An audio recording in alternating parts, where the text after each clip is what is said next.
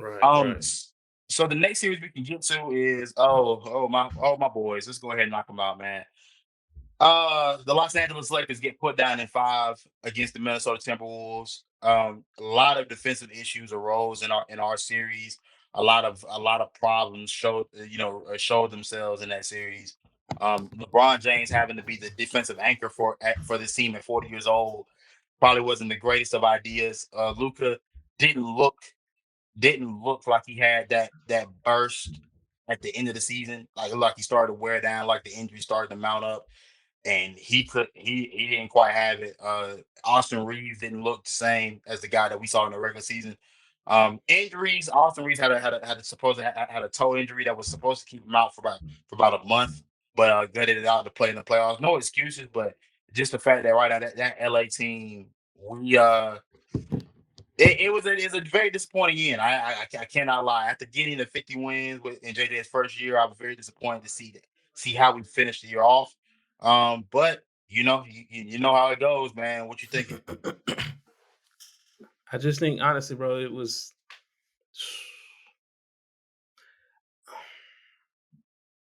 I'm trying to be more like respectful with the way I say it, and it's not like disrespectful at all. It's just more. I think it's one of those situations where, and I was talking about it with a colleague. A lot of people assume when you put these superstars together that it's gonna instantly click. It's kind of like playground ball for like the first couple of months because you're still trying to get used to each other. It's kind of like you're running out there. So a lot of people really thought it was gonna be, at least not sweet, but it was gonna be like, all right, cool. Like we can just like get past these guys. It's like no, like you guys haven't played together that much, and again, we talked about it last episode where certain situations made more sense. The AD situation made sense there. Like AD being out for them really made sense to why they lost that series. You going out and getting two ball dominant players or having two ball dominant players as in LeBron and Luca, and both of those guys need the ball. Like you said, injuries happen. Apparently, Luca suffered a back injury in Game 5, and there's been reports. I can't confirm it was true or not. There's been reports that said LeBron has also suffered a MCL strain He in did. Game 5. So He I did. mean, it's a lot of that has came to play as well, where it's like injuries really slowed them down as well too. And like I said, with Austin Reeves. Um, but had had all of this been, even before Game 5, it's like I said, like you needed a defensive anchor. That's what AD was for. LeBron had to take on the load where mentally I feel like as an IQ, he had to take on the defensive and the offensive load. Luca's not going to do it. We already know Luca's not a good defensive player, and I feel like that's something we have to hold him accountable for. You're not good defensively. I mean, it is what it Yep. is. But it was just one of those things where Minnesota took advantage of the matchup. They took advantage of what wasn't there. And then they got a lot of post play, so they don't have any big men, what I'm saying? They couldn't really score. And they look lost. They look kind of lost out there too. You seen JJ Redick, his frustration early in that series as well, getting sets and everything together. So that's something that a new coach had to deal with, especially a coach as young as JJ Redick was first coming in. You first coming in, you had AD, and now you getting in Luca all in your first year, right? It's a lot. Yeah, First it's his year, first year. yeah. You getting a lot done in your first year, so that's a lot to handle and a lot to take in. You know what I'm saying, and try to adjust within a short period of time. This was the first test I thought not Luca, but I thought JJ Redick failed as a head coach. This was where I started to see him. Like, oh, he is really young. Like I know during the regular season, he exceeded my expectations during the regular season just based off how we had performed in years past with different coaches. He exceeded my expectations. But this in the playoffs is where you start to see, oh, there is no adjustments. He doesn't have he isn't as equipped for this as one would have thought. Um, like you said, the mix of having a young coach dealing with a bunch of significant changes in the throughout the course of the season. And like you said, guys also needing to step up as well. Rob Palinka, though, I'm looking at Rob Palinka and I'm saying, look, you know what the idea is and how you need to build this team for the off season. You gotta try to find a way to get it done. You gotta go find you a defensive anchor at the five. You know what I'm saying? Really, truthfully, what's funny is that everything that Anthony Davis had claimed he needed while he was here was still very much true Until in why yeah. you lost this series. And I mean, Mhm. I understood what AD was saying, and I wanted to get that 5 man for AD because hey, because when we won our championship, that it made the most sense. You had AD at the 4, JaVale and Dwight at the 5, however the lineup shook out that night, and you allowed him to be a defensive presence and not have to be the sole defensive anchor. Like, you know what I'm saying? He was able to roam around and play more like a free safety type of role and use his athleticism, which is a 6'11" guy with guard like skills. Look, again, I'm not upset at the AD trade. I'll never be upset at the AD trade because I thought we got equal value for the guy. I mean, I thought we probably got more than equal value for the guy that we traded him for. And long term we got an Yeah. answer in terms of who's going to be the the centerpiece for this team moving forward. But in the now, you lost out for sure. In the now, this team would have been better served having AD for the playoffs this year. Um, Mhm. it just is what it is. And like you said, man, when you throw in great players together, this isn't this isn't fantasy sports. You can't just throw all the names Mhm. on one All the team names and in think there.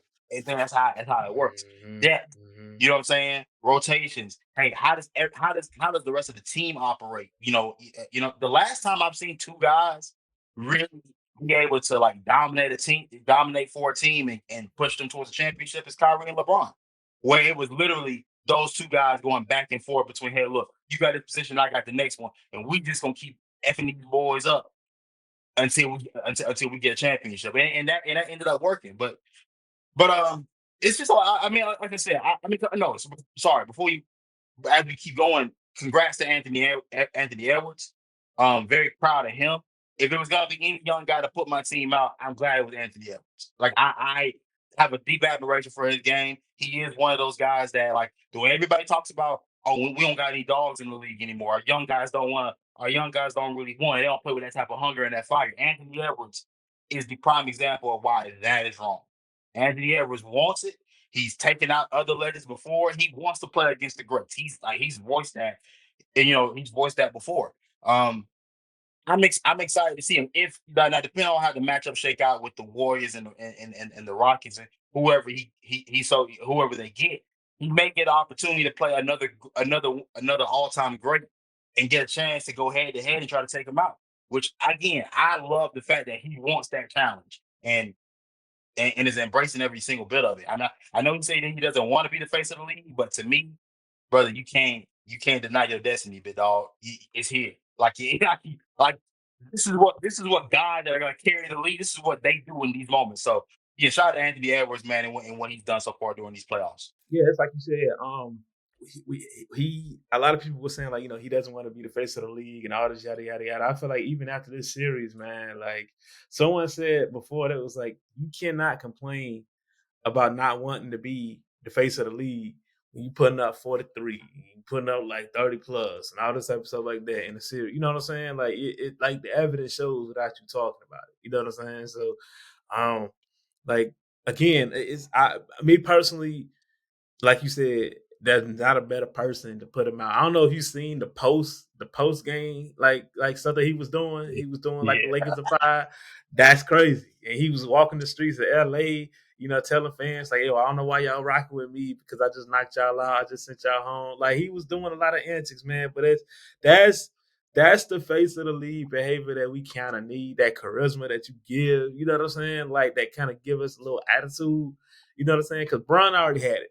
Brown already had it. Right. Brown was the good guy. He was the villain for a short period of time, but he was the guy that, had the good image to get answers. Not saying that Ant doesn't have a good image, but the guy who's outspoken, who has charisma, who's gonna speak his mind. Like, yeah, that's the face of the league that I feel like is heading to. And he the guy. He gonna be the guy. Right, absolutely, bro. Like and that's what I'm saying. When you have opposing fans rocking with you, dog, like, bro, you got it. You just got the juice, dog. Yeah. And this is juice that you cannot manufacture. You Yeah. can't make the people wanna like rally behind you. You just naturally have it. Like you said, that natural charisma that he carries, bro, is something that Jason Tatum doesn't have, and he's good enough. Joker obviously doesn't give a damn. You know what I'm saying? Uh, SGA, I think SGA is he's cool. He's cool and subtle. I don't think the people just don't Yeah. because because he's not this big personality. People not people rock with him, but they rock with him because he got that cool, subtle It type of just personality. yeah. It is but Anthony Edwards, he feels big. He feels big when he walks into the room. He plays big. You know what I'm saying? The number, like you watch Anthony Edwards play, you're like, dang, bro, he played with a high level of intensity. He plays with like Russell Westbrook levels of intensity and has shades of a Michael Jordan esque type of game in terms of like the completeness of it. Not saying he's Michael Jordan by any stretch, but just saying that in terms of the completeness of it, where it's like Russ, we always knew there were limitations to his game, no matter even at his peak, we knew there were limitations. Anthony Edwards, the one thing he's done consistently throughout his career is get better each and every season, which makes people can invest into that. Because I mean, really, I thought John Morant was going to be the one, but John Morant Yeah. has had these troubles, hasn't quite hasn't always improved each and every year. And it seems like things outside of basketball are taking him or making him stray further and further away from the path of being the face. Even as a Mhm. Nike guy, he's still struggling to stay on the path to be the face because it's kind of typically it's always lined up with the Nike guys being the face of the league. Which And is and, so Adi- weird. Which is an weird. Yeah. Adidas guy being the face of the league is kind of Yeah. crazy. That's how you know you got the juice, bro. You can't make this up.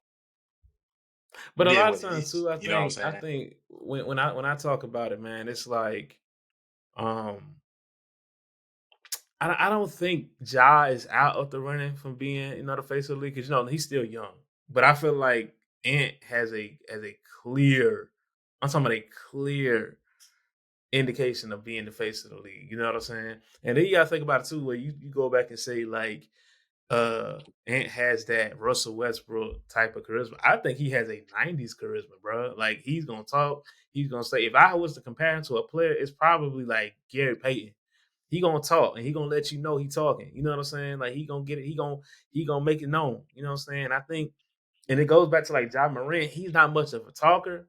He's an actions guy. He's a guy who's definitely gonna like play antics with you. He's like, oh Yeah. yeah, y'all got me with these celebration. Cool. Let me throw the bomb on y'all. And Let me look, throw the bomb on y'all. You know what I'm saying? and But that's why I love this era, bro. Because it's like you got the guys that's gonna talk it, and then you got the other guys who can talk it, but they gonna be petty with it. You know what I'm saying? yeah. I love that. I love that. So it's just like he got And he got look, the sidekick right there. exactly, man. And this season, it feels like we've always been talking about the changing of the guard. Oh, it feels a lot realer today than it has in other years. This really feels like the shift is really happening. So I mean, again.